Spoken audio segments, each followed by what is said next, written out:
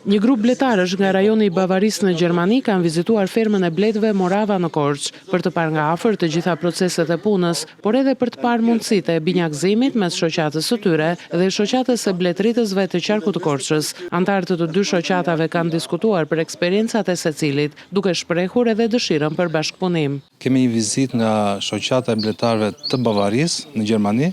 Këta kanë ardhur me një gujë turistike në Shqipëri dhe fiksuan që mund të vizitonin një ose dy ferma mjalti dhe një nga ato vendosën për të ardhur te kompania Morava. Kemi ftuar dhe shoqatën e bletëve të qarkut të Korçës, disa në kryesor e kësaj shoqate për të bërë të mundur do ta diskutojmë më mbrapa një binjakëzim mes shoqatës së Korçës dhe shoqatës së bletëve të Bavarisë. Në rajonin e Bavarisë në Gjermani janë rreth 5800 bletëritës, pjesë e shoqatës, të cilët tregojnë se janë të impresionuar nga ajo që kanë parë në fermën Morava, pasi në zonën e tyre nuk ka ferma kaq të mëdha, edhe për shkak se antarët e kësaj shoqate janë kryesisht bletëritës amator. Ne zakonisht shkojmë në vende të ndryshme për të parë se si organizohet bletaria, llojet e mjaltit dhe mënyra e përpunimit, deri te ruajtja e cilësisë dhe dalja në treg.